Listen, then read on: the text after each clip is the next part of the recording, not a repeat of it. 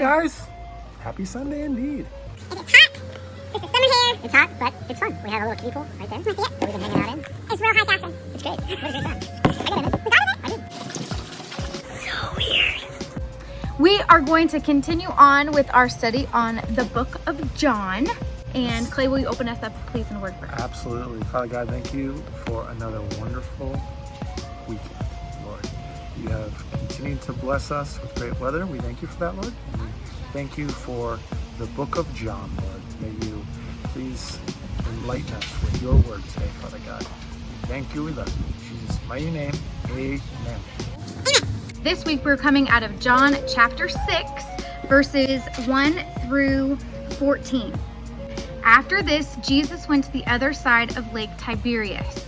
Who would like to be at a lake right now? Me. Which is also known as Lake Galilee, which is like Jesus's, that's his stomping grounds. Yes. And a massive crowd of people followed him everywhere. They were attracted by his miracles and the healings that they watched him perform. God of miracles. Jesus went up to the slope of a hill and sat down with his disciples. Now, it was approaching the time of the Jewish celebration of Passover, and there were many pilgrims on their way to Jerusalem in the crowd. In other words, it was springtime, it was nice weather, they were outside. As Jesus sat down, he looked out and saw the massive crowd of people scrambling up the hill, for they wanted to be near him. He was like celebrity status. Absolutely. So he turned to Philip, who was one of his disciples, and he said, "Where will we buy enough food to feed all these people?" They were hungry. Now, Jesus already knew what he was about to do, but he said this to stretch Philip's faith. Have you guys ever asked somebody a question knowing the answer, but just wanted to see what they were going to respond, to see what came out of them? I think we all have. We Let's all check. have, if we're Yes, being come on. honest. Okay. Philip answered, "Well, I suppose if we were to give everyone only a snack, it would cost thousands of dollars just to buy enough food." But just then, Andrew, another disciple, Peter's brother, Peter also another disciple, spoke up and said, "Look, here's a young person with 5 barley loaves and 2 small fish." Now, they say young person in this translation. I'm reading out of the Passion Translation. The Aramaic word, which is the word it was originally written in, it's literally translated to boy. The Greek uses the word paidarion. I'm probably saying that wrong. It's a word that could be translated into a young girl or a young woman, as well as a young boy. So we don't know if it was a male or a female, but we do know that it was a very young person. Literally a person who came with a packaged lunch from their mom. They had 5 barley loaves and 2 small fish. But how could we feed a huge crowd with this? "Have everyone sit down," Jesus said to his disciples. So on the vast grassy slope, more than 5,000 hungry people sat down. Jesus then took the barley loaves and the fish and gave thanks to God. He gave it to the disciples to distribute to the people. Miraculously, the food multiplied, with everyone eating as much as they wanted. I'm pretty sure that that was some of the best tasting fish and bread ever. Even if you don't like seafood, I bet you would like that one. Well, if you don't like seafood, I know you don't like bread. Everyone was satisfied. Jesus told his disciples, "Now go back and gather up the pieces left over so that nothing will be wasted." It's also important to note here that Jesus is a God who doesn't waste. That's right. He is a God who I think is pro-recycling. He is a God who would eat leftovers. He's not a God of waste. He uses every single part. If you think that there's something in your life that's too little, it's not good enough, it's a waste, God says nothing is to be wasted. Amen. God can take the little that you had and make it a lot. It was just 5 loaves and 2 fish, and he multiplied it. Imagine what he can do with your faith. Just a little bit. Then the disciples filled up 12 baskets of fragments, a basket of leftovers for each disciple. Isn't that interesting?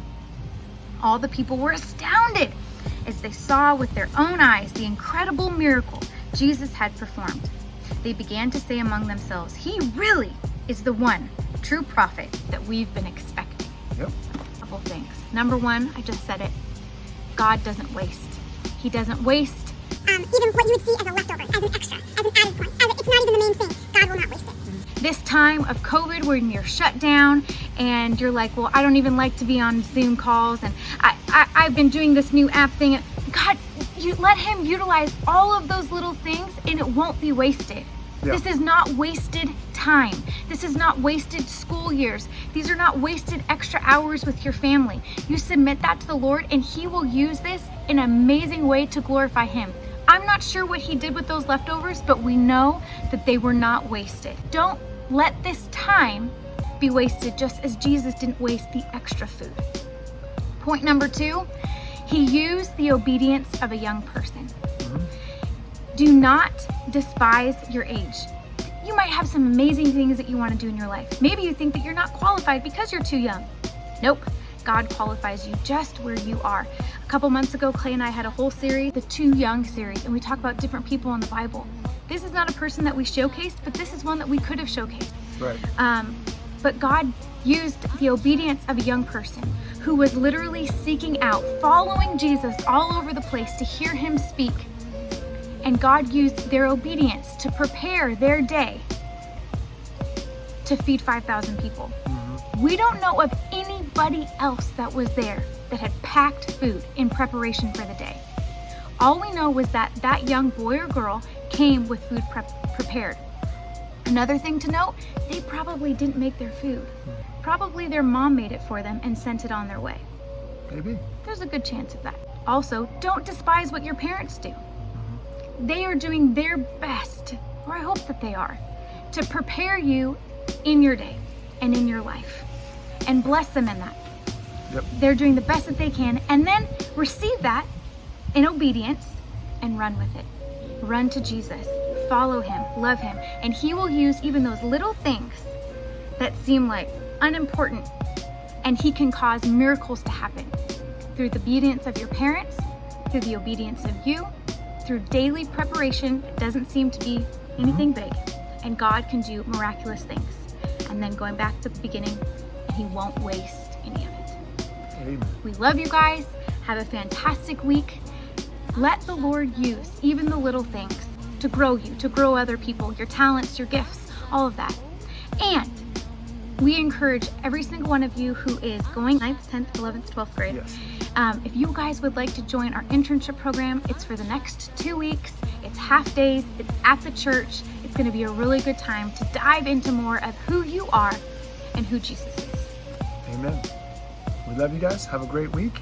And hopefully we'll see you on Monday for Internship Academy. Yes. See ya.